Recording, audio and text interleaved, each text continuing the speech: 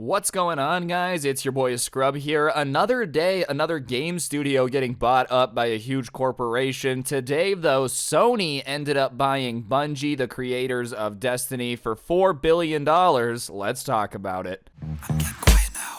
Lay low when you reach zone pipe now. Making out, stack the bread. All right, ladies and gentlemen, honestly, I'm very surprised by how many game studios have been getting purchased like hotcakes lately. A week ago-ish, we had Microsoft buying Blizzard for $70 billion, Take-Two bought Zynga Games, and now Sony's buying Bungie. Sony to buy video game maker Bungie in $3.6 billion deal as video game consolidation heats up. All right, obviously I'm not a financial expert or anything, but in my opinion, this is Sony trying to just keep up with what everybody else has been doing lately. I think it's obvious to everyone that, a lot of these game companies are starting to buy game developers to make their version of a Game Pass or whatever, and Sony does have a version of that. But overall, just because Take-Two went out and bought a massive studio and then Microsoft went out and bought Activision Blizzard, Sony's stock price had started to slide. I do think they get a lot of value with Bungie, don't get it twisted. They're obviously a great production studio. They're the minds behind Halo. They don't make it anymore, but they made it originally. They made Destiny. They have some solid ones, but I think there's a reason Sony went so much lower on the price tag compared to the other acquisitions lately. Those acquisitions were pretty good companies when you look at like all the assets they had. There's just not really much left with like that much positive value to be had, and Bungie's probably one of the few things that was still worth buying on its own. Sony Interactive Entertainment has agreed to acquire privately held video game developer Bungie for $3.6 billion, adding to a flurry of video game consolidation this month. Bungie is the firm behind the multiplayer shooter games Destiny and Halo, the latter of which it developed until 2010. Bungie was acquired by Microsoft in 2000 and split from Microsoft in 2007.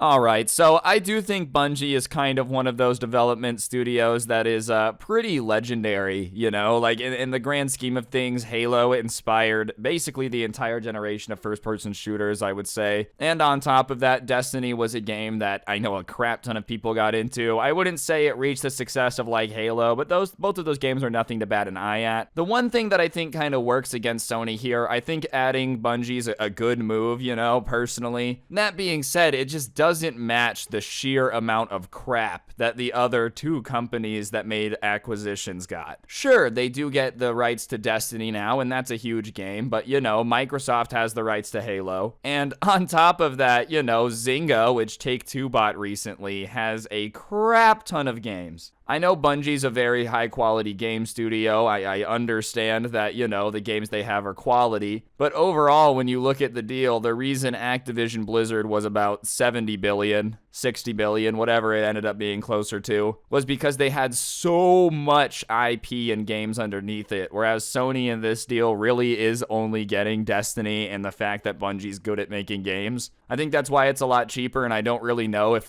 strategically it's as big of an addition. It definitely helps, but, you look at Xbox and you realize that they own Call of Duty now, and you're like, yeah, okay, that's going to make a crap ton of money, and then on top of that, they own Candy Crush, Overwatch, all of Activision, all of Blizzard, World of Warcraft. Sure, they paid a lot more, but strategically, it makes that company way more versatile than adding Bungie does to Sony. It doesn't really change the face of Sony entirely, whereas buying Activision changed a lot about Microsoft's gaming division. While smaller than both Take-Two Interactive's $12.7 billion deal for Zynga and Microsoft's $69 billion acquisition of Activision Blizzard this month, Sony is acquiring the company that, with Halo, helped launch Microsoft's first Xbox in 2001. All three deals were announced this month, and technology companies are increasingly interested in gaming as they look to expand audiences and prepare for future iterations of virtual and augmented reality devices, and Sony shares were up 4.3% on the day as of 1:30. I mean, we've talked about this before on the channel, but I'm really not surprised that companies are becoming more and more interested in gaming. For a while, it was just thought to be a kid's thing that people would grow out of, and no one took it seriously, but I think as our generation continues to get older, people aren't quitting video games, playing them less, sure. Obviously, if you have a family to take care of and a real job, you can't be gaming as much when you were a kid. But I don't know many people that I went to school with that are adults now that completely quit gaming and have nothing to do with it ever anymore. anymore. And obviously, as more and more people continue to like work from home, have access to better and better computer equipment, the amount of people that play at least a little bit of video games is probably going to go up. And as our generation keeps getting older, we should, in theory, hopefully keep getting more and more money, which means we'll have more money to spend on stuff like video games. I don't know. I'm not surprised it's being so attractive to investors now. If anything, it makes me feel validated for all those times people were like, video games are a waste. Yeah, they are a waste, but there's a lot of stuff a lot of people spend money on that's an absolute waste. I mean, you got people out here paying $17,000 for like a designer pair of shoes, dude.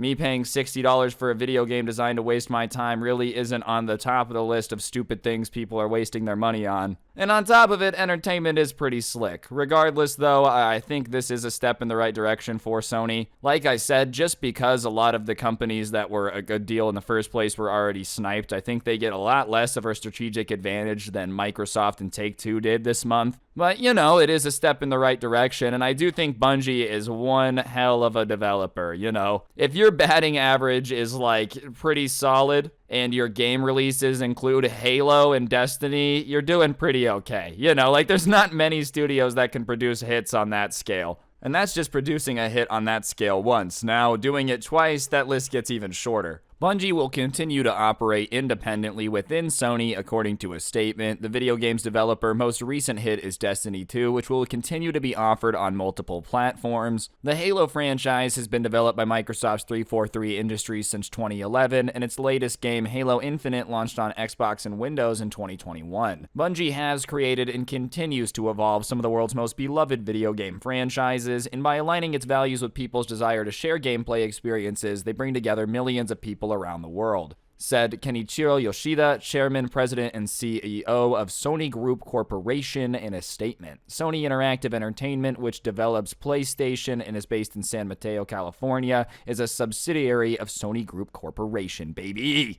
I will say this is probably the best way to operate it, you know, is by letting Bungie kind of operate as an independent subsidiary. I think the worst things that some of these corporations do when they take over is come in and like, we're gonna come in and put our corporate flair on things. If it's a creative, like, product, which video games are, I understand that they're becoming more and more of an important business industry, but at the end of the day, creativity when you're making a game matters. You can't really come in and tweak and change the environment to something super corporate, because it's not really conductive to, like, making a super fun, entertaining game, you know? I think the best way you keep games coming out that are quality is you don't really mess with the culture of the studio. If a game company's being super creative and they're doing that by whatever it is they may do, and you come in and change it to, like, the standard 9-to-5 business structure with a meeting at 10 a.m. every day to go over at least 3 ideas for new games and product development placements and blah, blah, blah, blah, blah, when maybe, I don't know how Bungie is run, maybe they're doing all that, but, you know, I think just not changing something that's not broken is the best idea. Maybe Bungie is running around having meetings every 20 minutes. If it's working for them, just don't change it. I feel like sometimes when companies come in and make a major acquisition for billions of dollars, they want to put, like, their spin on it, but you're paying billions of dollars for something that works the way it's currently run. Sure, if there's obvious things you can make better, go for it. But you don't come in and change everything because, like, you know, there's a reason you bought it in the first place, especially if it's creative.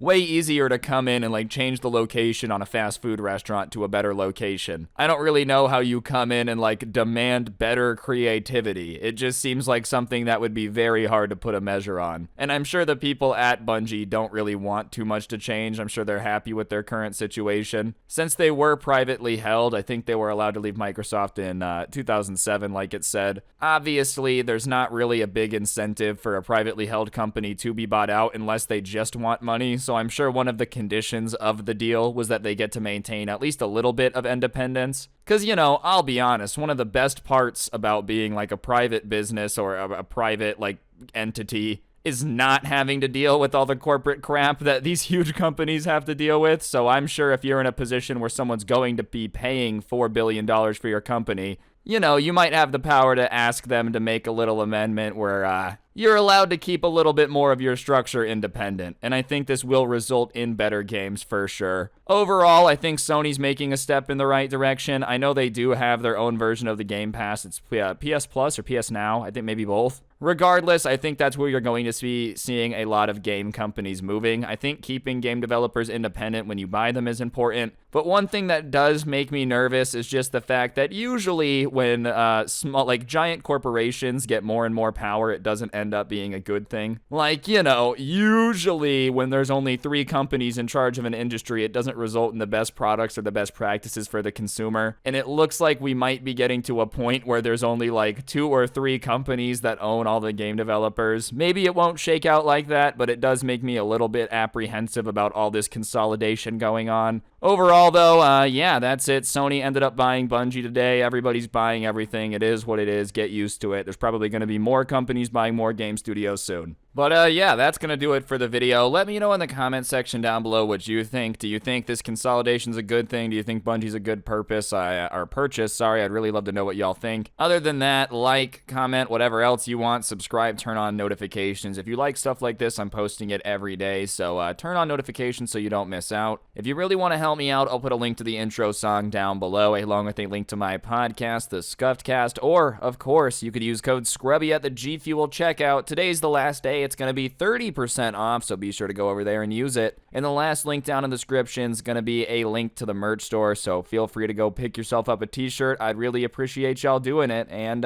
yeah, on that note, don't get anyone pregnant. If you do, make sure they're hot, and hopefully I'll see you guys next time. I'm out. Peace.